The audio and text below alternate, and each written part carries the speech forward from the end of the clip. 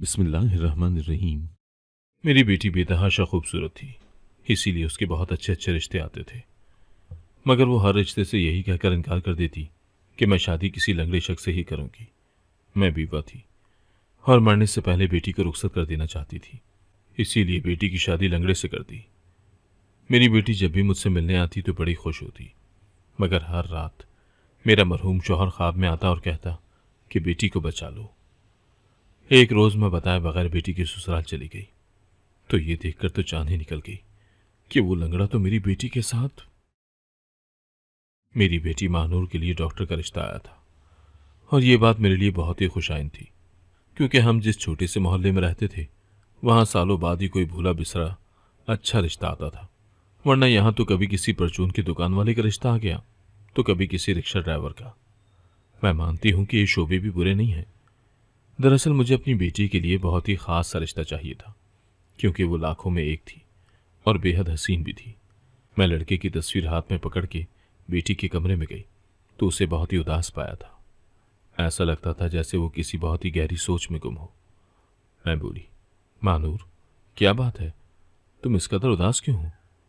तो वो कहने लगी, काश मेरे सर पर बाप का साया सलामत होता तो मैं कितनी खुशनसीब लड़की होती। मैं बोली, महानूर, तुम्हें अचानक से क्या हो गया है? तुमने पहले तो कभी ऐसी बात नहीं की। उसने उदासी से सर झुका लिया था। तब मैं बोली, अच्छा, ज्यादा गमजदा होने की जरूरत नहीं है। देखो तुम्हारे लिए कितने प्यारे से लड़के का रिश्ता आया है, और तो और लड़का डॉक्टर भी है। महानूर ने खाली खाली निगाहों से मेरा चेहरा देखा और बोली, अम्मी, क्या ये लड़का लंगड़ा है? ये बात सुनकर तो मेरे सर से लगी और पैरों पर बुझी थी। मैं बोली, नहीं महानूर, ये लड़का लंगड़ा नहीं है। तो वो कहने लगी, अच्छा, फिर मुझे इससे शादी ही नहीं करनी।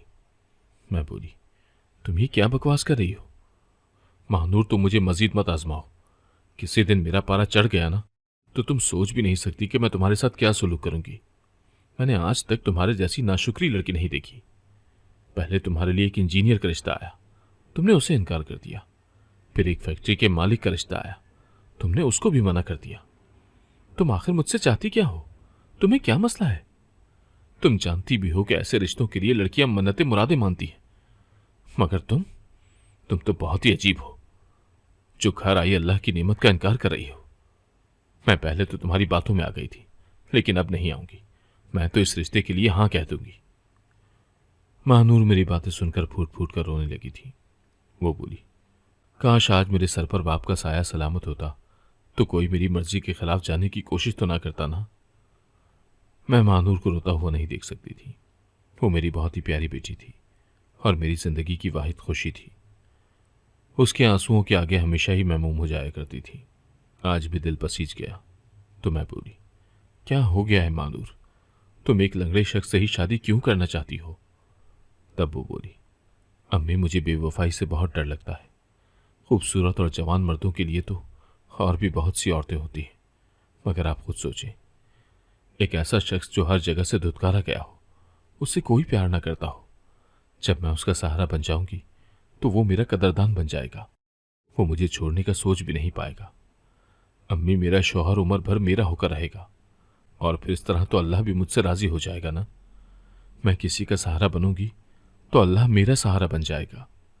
आप यही समझ लें कि मैं ये सब अल्लाह की खुशनुदी के लिए कर रही हूं। मैं बस अपनी बेटी की शक्ल देखती रह गई थी, फिर कुछ भी कहे बिना ही उठकर कमरे से बाहर आ गई थी। मेरी बेटी पहले तो बहुत ही शौक सी थी, मगर बाप के इंतकाल के बाद वो बहुत एहसास हो गई थी। ऐसी बातें सोचने लगी थी जो आम लोग सोच नहीं सकते। ये अच्छी बात है कि महानूर दूसरों का एहसास कर रही थी, मगर मैं ये बात सोचकर डर जाया करती थी कि जिस शख्स को खुद सहारे की जरूरत हो वो मेरी बेटी का आसरा कैसे बनेगा, वो मेरी बेटी का दुख दर्द में कैसे साथ देगा। पहले उसने बाप के बगैर जिंदगी गुजारी, अब माजूर शौहर के साथ कैसे रह पाएगी। मैंने वक्ती तौर पर इस बात को छोड़ दिया था। मैंने सोचा कि चंद दिन गुजर जाएंगे तो मैं महानूर से दोबारा बात करने की कोशिश करूंगी, अपने दलाइल उसके सामने रखूंगी, तो हो सकता है कि वो मेरी बात मान ले। इस अमल के लिए मैंने महानूर को 3 दिन का वक्त देने का सोचा था। मैं चौथे दिन उससे बात करना चाहती थी, मगर कुदरत को तो कुछ और ही मंजूर था। चौथे दिन सुबह ही मेरी तबीयत खराब थी, बार बार दिल घबरा रहा था और ठंडे पसीने भी आ रहे थे। मैंने दिल में सोचा कि महानूर को कह दूं कि मुझे डॉक्टर के पास ले चलो, मगर फिर ख्याल आया कि मेरी बच्ची तो बहुत ही नाजुक सी है, वो मेरी तकलीफ और परेशानी देखकर घबरा जाएगी। इसीलिए मैं हर चीज़ सहती ही रही थी। मेरे बाजू में दर्द उठने लगा था और ये दर्द बाजू से होता हुआ सीने तक जा रहा था। फिर अचानक मेरी आंखों के सामने अंधेरा छा गया था और कानों में साएं साएं होने लगी थी। जब मेरी आंख खुली तो मैंने खुद को नालियों और मुख्तलिफ किस्म की मशीनों में जकड़े हुए पाया था। एक बार फिर से अंधेरा हो गया था। अगली बार जब मुझे होश आया तो शदीद दर्द महसूस हो रहा था। मैं कराहने लगी थी। एक नर्स भागकर मेरे पास आई थी। उसने मुझे दर्द की दवा दी थी। तब मैं बोली, मेरी बेटी महानूर कहाँ है? वो नर्स बोली, मैं भी आपकी बेटी को बुला कर लाती हूँ। थोड़ी देर बाद मेरी बच्ची मेरे पास आ गई थी। वो मेरी हालत देखकर रोती चली जा रही थी। फिर कहने लगी, अम्मी, आप इस कदर तकलीफ में मुब्तला थी तो मुझे क्यों ना बताया? सब कुछ तन्हाई बर्दाश्त करती रही। अम्मी, आपने ऐसा क्यों किया? आपको पता है डॉक्टर्स ने क्या कहा? वो कह रही थी कि आपकी वालदों को इस कदर शदीद किस्म का हार्ट अटैक हुआ है कि उनकी जान भी जा सकती थी। अम्मी, आप मुझे किसके सहारे छोड़कर जाने वाली थी? मुझसे महानूर की तकलीफ बर्दाश्त नहीं हो रही थी। मैंने उसे दिलासा देने के लिए लब वाह किए थे, मगर इस कदर कमजोरी हो गई थी कि बोला भी नहीं जा रहा था। नर्स ने मुझे आराम करने को कहा था। मैं चुपचाप लेट गई थी। महानूर को भी नर्स बाहर ले गई थी। अब मैं खुद से वो सवाल पूछ रही थी जो थोड़ी देर कबल महानूर ने मुझसे पूछा था। मेरे अलावा उसका इस दुनिया में कोई नहीं था। ये तो अल्लाह की करम नवाजी थी कि उसने मुझे अपने फर्ज से सुबुकदोश होने की मोहलत दे दी थी। मैंने सोच लिया था कि जैसे ही डिस्चार्ज होकर घर जाऊंगी, मैं डॉक्टर के वालिदैन को बुलाकर रिश्ता पक्का कर दूंगी। चंद दिनों बाद मुझे अस्पताल से छुट्टी मिल गई थी। डॉक्टर्स ने बहुत एहतियात का बोला था और ये भी कहा था कि आप जिस कदर जल्द मुमकिन हो सके अपनी ओपन हार्ट सर्जरी करवा लें। मगर मेरी सोच अभी इन चीज़ों की तरफ नहीं जा रही थी। मैं अपनी बेटी का घर बसा हुआ देखना चाहती थी। मुझे घर आए हुए पूरे 2 दिन हो चुके थे। महानूर ने मेरी इतनी खिदमत की थी कि मैं उसके लिए हरदम दुआएं करती रहती थी। एक दिन मैंने उसका हाथ थाम लिया और बोली, बेटी, तुमसे एक चीज़ मांगू? उसकी आंखें भीग गईं और वो बोली, अम्मी, अगर आप मुझसे मेरी जान भी मांगेगी तो वो भी मैं देने से गुरेज नहीं करूंगी। मैं बोली, बेटी, तुम्हारे लिए डॉक्टर का रिश्ता आया था। वो बहुत ही मुनासिब लोग हैं। लड़का भी पढ़ा लिखा और खूब सुलझा हुआ है। मैं चाहती हूँ कि तुम्हारी शादी वहीं हो जाए। मैं जल्द अज जल्द तुम्हें तुम्हारे घर का होता हुआ देखना चाहती हूँ। मैं तुम्हें यूं ही बेसहारा छोड़कर नहीं मरना चाहती। महानूर के माथे पर बल पड़ गए थे। वो बोली, अम्मी, मैंने आपसे सिर्फ एक चीज़ मांगी थी कि मुझे अपने होने वाले दूल्हे की किसी चीज़ में भी कोई दिलचस्पी नहीं है। मैं तो बस यही चाहती हूँ कि वो लंगड़ा हो, और आप मेरी यही ख्वाहिश पूरी नहीं कर सकती? वैसे तो हर वक्त मेरी मोहब्बत का दम भरती रहती है। मैं बोली, महानूर, तुम्हारी फरमाइश और ख्वाहिश बेतुकी है। मैं अपनी इकलौती बेटी को किसी लंगड़े के सुपुर्द नहीं कर सकती। महानूर बोली, पर चाहे आपकी बेटी उम्र भर कमाली ही रह जाए। उस वक्त मुझे महानूर में उसके मरहूम बाप की झलक नजर आई थी। मैं इस बात को बखूबी समझ गई थी कि अब दुनिया चाहे इधर की उधर हो जाए, महानूर अपने फैसले से नहीं हटेगी। मैं चुप कर गई थी। अब मुझे अंदाजा हो गया था कि हर गुजरते दिन के साथ साथ महानूर की जिद मजीद पक्की होती जा रही है। अब उसके सामने मुझे ही हथियार डालना थे, नहीं तो फिर वो जमाने की ठोकरों के काबिल ही रह जाती। मेरा क्या था, आज जिंदा हूं, हो सकता है कल आंखें हमेशा हमेशा के लिए बंद हो जाए। मैंने सोचा कि चलो ठीक है, महानूर अपने दिल की ख्वाहिश पूरी कर ले। वो शादी कर ले किसी लंगड़े के साथ ही, कम से कम अपने घर की तो हो जाएगी ना। वही रिश्ते कराने वाली औरत जो महानूर के लिए डॉक्टर का रिश्ता लेकर आई थी, उसको मैंने अपने घर पर बुलाया और कहा कि मैं अपनी बेटी की शादी किसी लंगड़े से करवाना चाहती हूँ। इसलिए तुम मेरे पास आइंदा किसी इंजीनियर या किसी डॉक्टर का रिश्ता मत लेकर आना। तुम हमें कोई लंगड़ा लड़का ढूंढ दो। वो हैरत से मेरी जानिब देखने लगी और बोली, बहन, तुम ये कैसी बातें कर रही हो? तुम अपनी लाखों में एक बेटी के साथ इस तरह का सुलूक करोगी? मैंने तो जिस किसी को भी महानूर की शक्ल दिखाई है, सभी मुझसे यही कहते हैं कि कुछ भी करके इस लड़की का रिश्ता हमें दिलवा दो। अब तुम अच्छे अच्छे रिश्ते छोड़कर लंगड़े लड़के को ढूंढ रही हो। मैं मजीद उदास हो गई थी और बोली, बहन, कभी कभी इंसान अपनी औलाद के आगे बेबस भी तो हो जाता है ना। मैं भी बेबस हूँ, परेशान हूँ। मेरी तबीयत ठीक नहीं रहती। चाहती हूँ कि बेटी अपने घर की हो जाए, मगर वो किसी भी रिश्ते के लिए राजी नहीं होती। वो यही चाहती है कि उसका निकाह किसी लंगड़े लड़के से ही हो। इतना अरसा उसको समझाती रही हूँ, लेकिन अब उसके जिद के आगे मैंने ही हार मान ली है। रिश्ते कराने वाली औरत ने कह दिया था कि वो मेरी पसंद का रिश्ता ढूंढ देगी। मैंने उसे पैसे थमाकर रुखसत कर दिया था और खुद सोच में डूब गई थी कि आगे क्या होगा। जब मानूर को पता चला कि मैंने उसकी डिमांड आगे पहुंचा दी है, तो वो बहुत ही खुश हो गई थी। मुस्कुराकर कहने लगी, अम्मी, आप बहुत अच्छी हैं। आपने हमेशा मेरी बात मानी है। मैं बोली, काश तुमने भी मेरी बात मान ली होती। तो वो बोली, अम्मी, इस खुशी की मौके पर इस तरह की बातें करके मुझे उदास मत करें। मेरी वो बेटी जो हर वक्त सोचों में गुम रहती थी, परेशान रहती थी, अब जी उठी थी। ऐसा लगता था कि मेरे घर में बड़े अरसे से बसेरा करने वाली खिज़ां अब रुखसत हो गई है और बाहर आ गई है। मेरे घर के परिंदे चहचहाने लगे हैं, तितलियां उड़ने लगी हैं। मैं अब हर वक्त उठते बैठते अपनी बेटी के लिए दुआएं किया करती थी। मुझे उम्मीद थी कि रिश्ता मिलने में कुछ दिन तो लग ही जाएंगे, मगर चंद ही दिनों बाद सफ़िया हमारे घर आ गई थी। कहने लगी, तुम्हारी पसंद का रिश्ता मिल गया है। शायद महानूर पहले से ही सफ़िया के आने की मुंतज़िर थी। उसके आते ही झट से किचन में चली गई और चाय के साथ लवाजमात भी ले आई थी। मेरी बेटी बहुत खुश लग रही थी। मैं बोली, सफ़िया, तुम मुझे बताओ कि कैसा रिश्ता ढूंढा है तुमने। सफ़िया ने मेरे चेहरे की जानिब देखा और बोली, मैंने तो बहुत अच्छे अच्छे रिश्ते दिखाए थे तुम्हें। मेरी तो यही कोशिश थी कि यतीम बच्ची है, किसी अच्छे घर में चली जाए, मगर न जाने तुम लोगों को क्या हुआ था कि मेरी एक ना सुनी।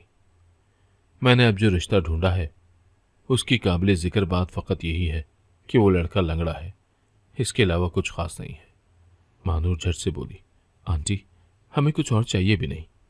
मुझे तो लड़के की तस्वीर भी नहीं देखनी और ना ही नाम जानना है। आप हमारे लिए यहीं पर बात कर लें। आज से पहले महानूर ने कभी किसी रिश्ते में इस कदर दिलचस्पी नहीं दिखाई थी। वो तो हमेशा चुपचाप ही रहती थी। सफ़िया रिश्ता लेकर आती तो भी वो कमरे में झांक कर भी नहीं देखती थी। आज मेरे बोलने से पहले ही वो तमाम मामला तय करती जा रही थी। मैं बोली, सफ़िया, लड़का क्या करता है? तो वो कहने लगी, एक लंगड़ा लड़का क्या कर सकता है? कभी कभार अपने बाप की परचून की दुकान पर जाकर बैठ जाता है। मुतवस्सत से तबके के लोग हैं, उनका घर भी पुराने मोहल्ले में है। बस जिंदगी की गाड़ी का पहिया किसी न किसी तरह से चला रहे हैं वो लोग। मैंने तो सब कुछ साफ साफ बता दिया है। अब आप लोग छानबीन करवा लें। जब आपकी तरफ से इजाज़त होगी तो मैं उन्हें यहाँ बुलवा लूँगी।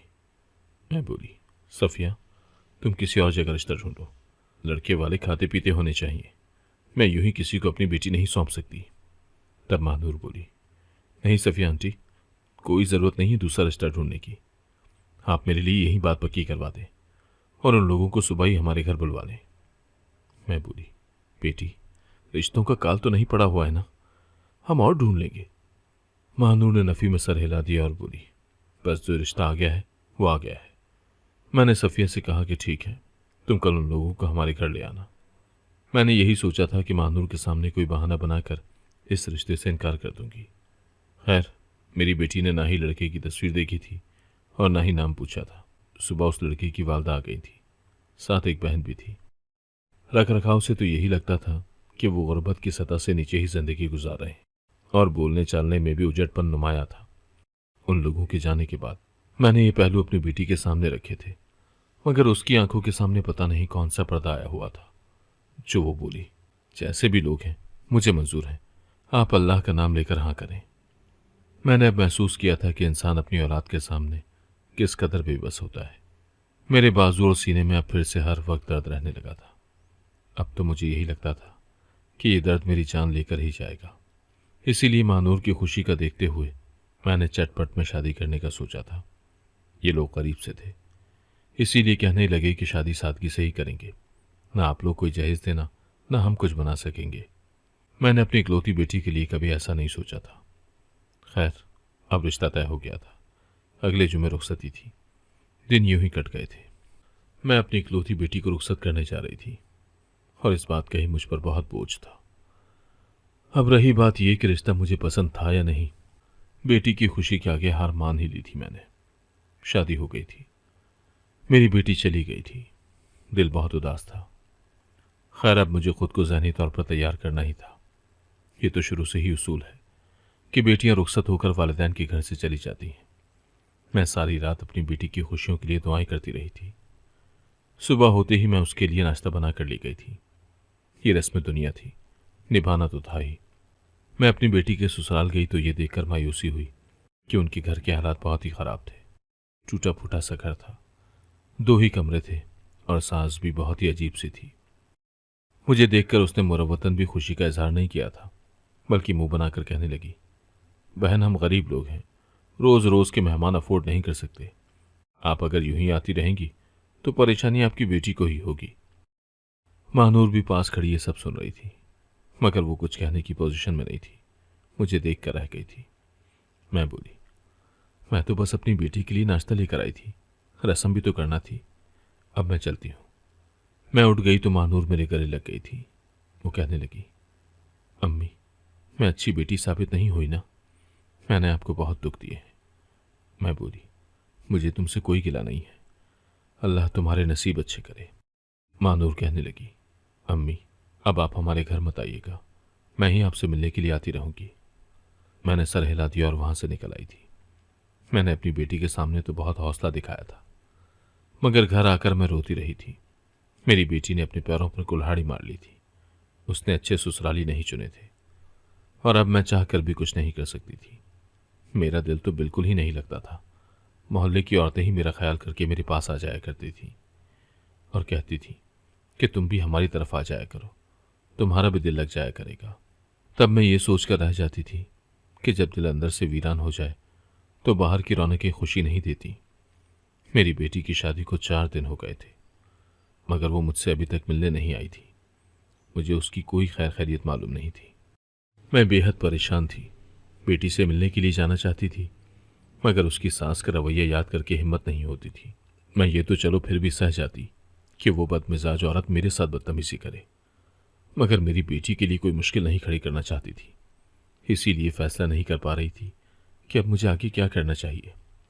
मैं अभी अपनी ही सोचों में खोई हुई थी कि मेरे घर के दरवाजे पर दस्तक हुई थी। मैंने दरवाज़ा खोला तो सामने ही मेरी बेटी महानूर खड़ी थी। वो मुझसे लिपट गई थी। कहने लगी, अम्मी, आपसे मिलने के लिए दिल बहुत ही बेकरार था, आपकी बहुत याद आ रही थी, इसीलिए मैं आ गई। मैं तो अपनी बेटी का लम्स पाकर ही रोने लगी थी। मैं बोली, मैं भी बहुत ही अजियत से गुजर रही थी।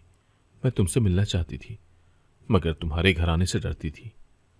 तब महानूर ने मुझे खुद से जुदा किया और मेरा हाथ पकड़कर मुझे चारपाई तक ले आई थी। उसने मुझे बिठा दिया और बोली, अम्मी, आपने अच्छा किया जो मेरे घर नहीं आई। मेरी सास सच में अजीब सी है। ये नहीं है कि मैं आपसे उसकी शिकायत करने आई हूं, मगर उसमें लिहाज नाम की चीज़ ही नहीं है। वो मेहमानों से बहुत चिढ़ती है, हालांकि मेहमान तो अल्लाह की रहमत होते हैं।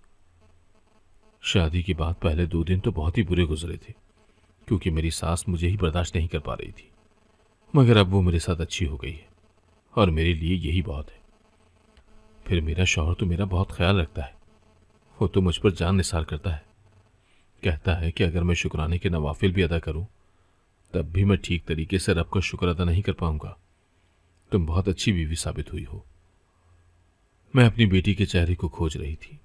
क्या वो सच कह रही थी या बस मेरा दिल रख रही थी? महानूर कहने लगी, अम्मी, मैं आपसे एक पुलाव सीखूंगी। मेरे शौहर को पुलाव अच्छा लगता है।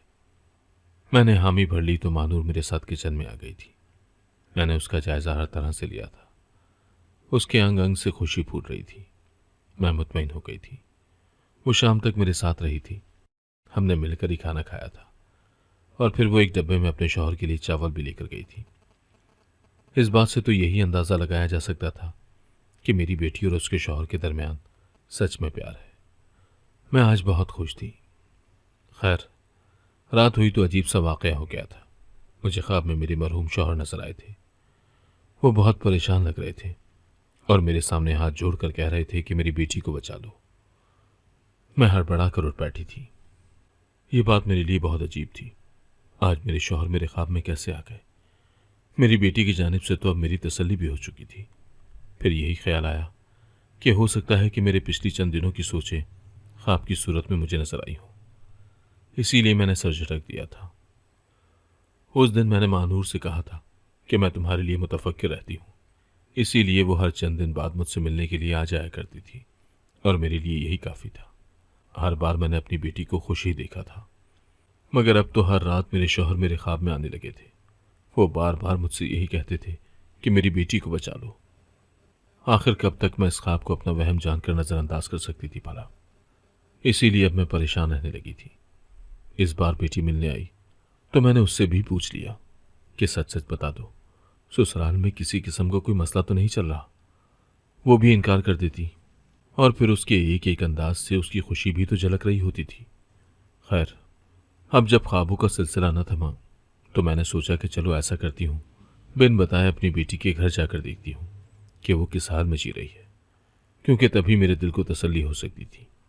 मैंने सर पर चादर ओढ़ी और पुराने मोहल्ले से होती हुई बेटी के घर जा पहुंची, मगर दरवाजे पर बड़ा सा ताला देखकर मैं दंग रह गई थी कि आखिर मेरी बेटी कहाँ जा सकती थी भला। मैंने आसपास घरों में दस्तक दी और पूछा कि यहाँ जो लोग रहते हैं आखिर वो कहाँ गए हैं, तो दिल दहला देने वाला इंकिशाफ हुआ था। सब ने यही कहा था कि ये घर तो खाली पड़ा हुआ है। कुछ अर्सा पहले ही कुछ लोग यहाँ चंद दिन रुके थे, वो अपनी बेटी की शादी करने आए थे। शायद यहाँ पर शादी हो गई तो वो लोग वापस चले गए थे। मैं जल्दी से बोली, कहाँ चले गए वो लोग? सब ने लाइल्मी का इजहार किया था, साथ साथ ये भी कहा था कि वो बहुत ही अजीब से लोग थे, किसी से बातचीत करना तो मुनासिब ही नहीं समझते थे, इसीलिए हमें उनके बारे में कुछ भी नहीं पता। ये सब बातें सुनकर मैं सकते में आ गई थी। ये आखिर क्या हो गया था? मेरी बेटी, हाय अल्लाह, न जाने वो कैसे लोगों में फंस गई थी। मैं गिरती पड़ती घर तो पहुंच गई थी, मगर मेरा दिल बहुत बेचैन था। मुझे एक लम्हे के लिए भी सुकून नहीं आ रहा था। मैं अपनी बेटी के लिए दुआएं करती जा रही थी, उसका कुछ अता पता नहीं था। मैंने ये 2 दिन बड़ी अजियत में गुजारे थे। आखिर तीसरे दिन महानूर घर पर आ ही गई थी। वो आज भी बहुत खुश लग रही थी, ऐसे ही शो कर रही थी जैसे कुछ हुआ ही ना हो। मैं बोली, महानूर, मेरा बहुत जी चाहता है कि तुम्हारे घर आऊं। तो उसने मेरे सामने हाथ जोड़ दिए और बोली, खुदारा ऐसा करने का सोची कभी नहीं। मेरे घर के हालात बेहतर हो रहे हैं, मैं नहीं चाहती कि कोई मसला बन जाए। मैंने सर हिला दिया। महानूर ने मेरे सामने खुश होने की भरपूर एक्टिंग की थी। खैर, फिर वो अपने घर वापस लौट गई तो मैंने उसका पीछा किया था।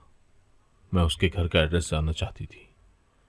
उसका रिक्शा जिस जगह रुका था उसको देखकर तो मैं सकते में ही आ गई थी, क्योंकि वो तो मैंने महानूर का पीछा किया था। वो जैसे ही बंगले में पहुंची, एक औरत ने उसे बातें सुनाना शुरू कर दी थी कि आ गई है महारानी, इसका इस्तकबाल किया जाए। तब उसका शौहर आगे बढ़ा और बोला, अम्मी बस भी करें, महानूर मेरी मर्जी से और मेरी इजाजत से गई थी।